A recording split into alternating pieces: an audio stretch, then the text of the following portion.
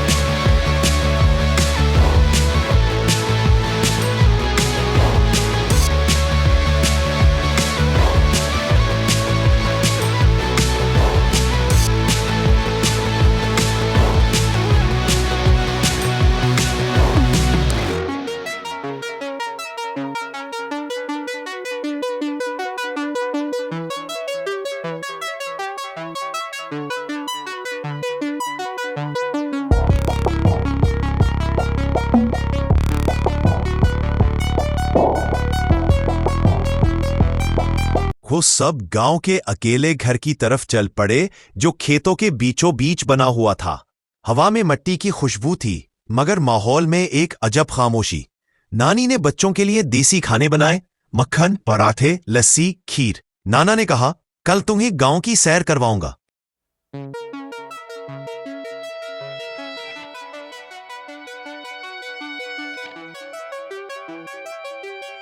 अगली सुबह नाना ने उन्हें बैलगाड़ी में बिठाया और खेतों की तरफ ले गया। गांव वाले दूर से सलाम करते, मगर नाना किसी को पास ना आने देते। यहां के लोग अजीब है, तुम इनसे दूर ही रहना बेहतर है, नाना ने हिदायत दी।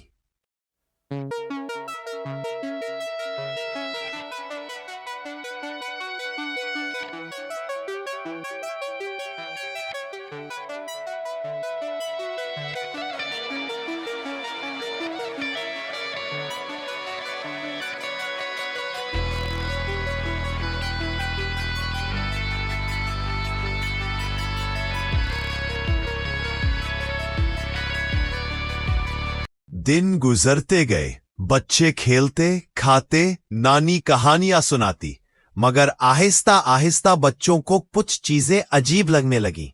रात के वक्त अक्सर नाना नानी जाग उठते और आपस में धीमी आवाज में बातें करते। कभी वो घर के पिछले हिस्से में जाकर जोर जोर से बोलने लगते, कभी जमीन में जाकर शोर मचाते। सुबह जब बच्चे उनसे पूछते तो वो मुस्कुराकर कहते, ऐसा तो कुछ भी नहीं हुआ, तुम्हें वहम हुआ है। लेकिन एक जगह थी जिस पर नाना नानी रोजाना रात को जाते। वो जगह खेतों में मिट्टी की एक ढेरी थी।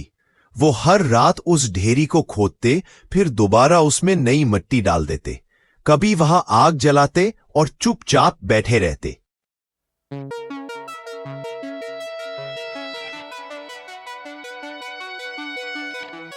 बच्चों को ये सब बहुत पुरअसरार लगा।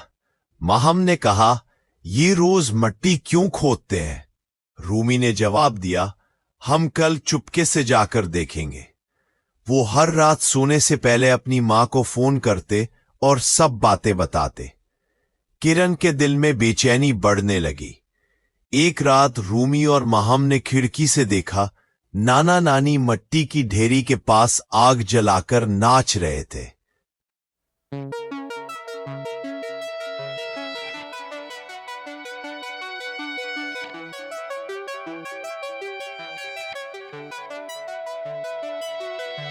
उनके चेहरे अजीब दहशतजदा थे, आंखें सुर्ख थीं। जब माहम ने खिड़की से देखा तो नाना अचानक रुक गया और गुस्से से बोला, खिड़की बंद कर दो। बच्चे डर गए। फौरन माहम ने अपनी मां किरण को वीडियो कॉल कर दी। किरण ने कहा, मुझे दिखाओ वो क्या कर रहे हैं। माहम ने कैमरा नाना नानी की तरफ किया और इसी लम्हे वो दोनों कैमरे की तरफ पलटे। किरण ने चीख मार दी। उसके चेहरे पर खौफ तारी हो गया। वो चिल्लाई, माहम खिड़की बंद करो, फौरन बंद करो। बच्चे सहम गए। माहम ने खिड़की बंद की। किरण ने कपकपाती आवाज में कहा, ये तो मेरे अम्मी अब्बू नहीं है, तुम किनके पास हो? माहम ने रोते हुए कहा, यही तो नाना नानी है, वही हमें स्टेशन से लेने आए थे। किरण सर पकड़कर बैठ गई। आंखों से आंसू बहने लगे। वो चीखकर बोली, दरवाजे बंद कर दो, कुंडी लगा दो, बाहर मत जाना, मैं आ रही हूं। बाहर से दरवाजे पर जोर जोर से दस्तक होने लगी। नाना नानी गुस्से में चीख रहे थे। उनकी आवाजें बदल चुकी थी, भारी, गहरी, डरावनी। बच्चे सहमे हुए दरवाजे के पीछे रो रहे थे।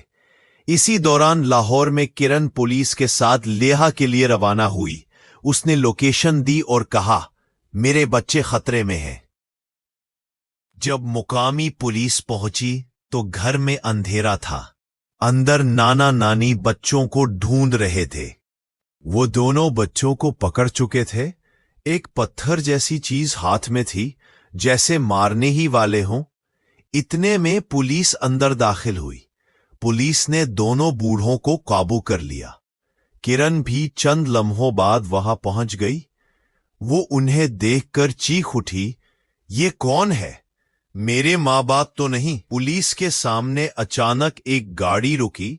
उसमें से कुछ लोग निकले और बोले, हम उन्हें 2 महीने से ढूंढ रहे हैं, ये पागल खाने से भागे हुए मरीज है। पुलिस ने हैरत से एक दूसरे को देखा।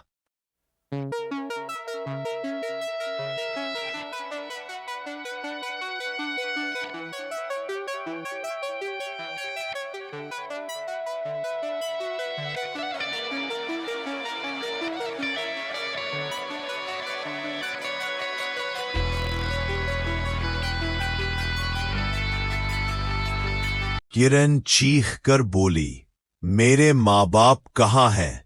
उसी लम्हे उसे याद आया, मिट्टी की ढेरी। वो वहां भागी। पुलिस भी पीछे गई। मिट्टी खोदी गई और वहां किरण के माँ बाप की सड़ती लाशें मिली। किरण जमीन पर गिरकर रोने लगी।